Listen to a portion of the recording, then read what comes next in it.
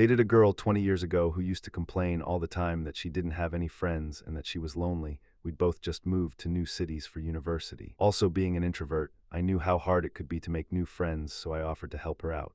I kept trying to bring her out with various groups of people I knew to different events, dinners, and get-togethers, but she'd just sit in the corner and pout, never speaking to anyone outside of one-word answers. Then afterwards, she'd just complain about everyone and how boring they were. Not surprisingly, we didn't last long. I broke up with her and it seemed like it went amicably. The real weird shit started after we broke up though. After about a month, she wanted to get back together, but I refused. So she started leaving gifts for me at my house, giving them to my roommates as I made it a goal to spend as much time on campus as possible to avoid having her come over. These gifts were things like packages of uncooked bacon, because we'd cooked bacon together one morning, a dozen tiny cactuses in a paper shopping bag, because I'd casually mentioned one time that I thought a cactus I saw in a shop window looked cool, 6 cans of my shaving cream, 4 pairs of the brand of boxer briefs I wore, a giant movie poster for the movie we watched the first time we had sex on her couch, Deep Blue Sea, a cheese grate or no fucking clue on that one. There were others, but I forget what they were after all these years. These strange gifts kept getting dropped off for weeks, complete with little handwritten notes about how this specific random thing reminded her of me or some insignificant event in our 3-month relationship and how we should get back together. The last gift was a betta fish in a small clear bag. I finally went to her place the following Sunday while her folks were having a barbecue, didn't know that beforehand, and told her stop, that this was extremely weird and we'd never get back together.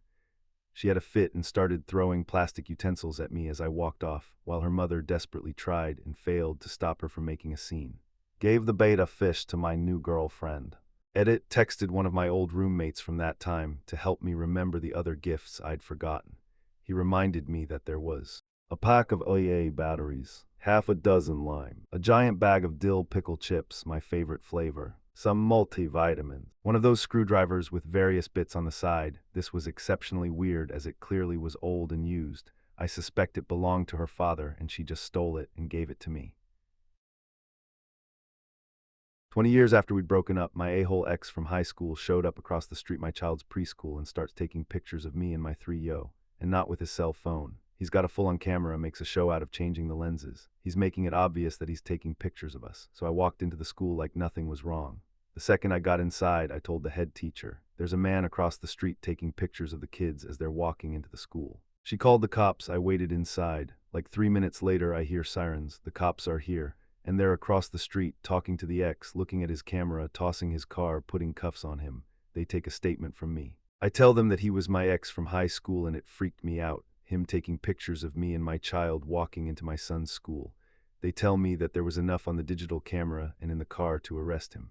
I do not ask because I don't want to know. Turns out he'd been following me and other ex-GFs and taking pictures of us with boyfriends, husbands, kids, ex since 1992. There was a bunch of other weird shit, like journals that described stuff he'd done to people, photos of what he'd done, plans of what he wanted to do they found at his place, and he ended up going to jail. Over the years, weird stuff would happen, but I never thought it was him. Random customer complaints about me at a couple of different jobs. Lots of rumors started about me. Complaints about me to landlords, calling my job and telling them I missed my probation appointment, never been on probation in my life. Getting random shit in the mail for stuff I didn't sign up for. Someone picked up my prescription when I went to get it. The clerk said my husband had picked it up. I wasn't married at the time. My front door or car vandalized. Stuff going missing from my yard, car, garage, or workplace. It was him effing with me. I dated a guy with some serious mental issues, and I'm still not sure what they were, so maybe someone can clarify. He was really normal the first few weeks. We would just hang out at his house and stuff. He was always talking mad shit on his family and whatnot, which is always a big red flag, but I ignored it. We went on an actual date, and within 5 minutes of us being in public, he started crying. When we were driving home, he just kept telling me that I didn't understand what was going on. I felt kind of bad because he needed a friend, and I needed to be a friend to him. This is where the crazy shit happens. A few days later, we were at my place, and I finally started to sweetly tell him that I really liked him as a friend and wanted to keep hanging out, but that I thought he may need some time to figure out what was going on with himself.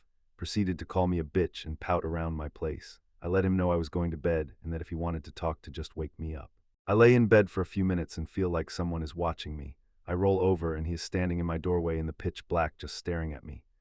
I immediately feel an overwhelming sense of dread, just because his behavior had shown he was really unstable, At this point, I had made a huge mistake being alone, and that I was about to be in serious trouble. I ask him if he needs anything, he doesn't respond. I roll back over panicked and unsure of what to do. My bedroom was at the back of my apartment, and I had to get myself out of there. I turn over and he's still there, so I say, "Hey, let's grab a drink from the kitchen," still standing in silence. "Hey, seriously, let's go get a drink or something, I'm not as tired as I thought," still standing in silence. Desperate to get out of there, I tried to walk by him. He responded by grabbing me by the hair and putting me in a choke hold until I almost blacked out. After about 5 minutes of restraining me, he let go and started laughing hysterically, and then threw me on my bed. He started to act like nothing happened and just trying to make small talk with me. Scared to do anything, I started acting like nothing happened, and as soon as he fell asleep, called my cousin to come help me. Cousin takes him home, tells him to cease all communication or the cops would be called. I guess I forgot to mention he was on probation and never told me. Over the next 3 weeks, I received over 500 text messages and 23 voicemails ranging from "F you drugged out cunt" to "I love you," until one day he just stopped. I moved really quick. I am still scared he's going to find me one day. I wish I wasn't young and dumb, because 21-year-old me would have called the cops ASAP.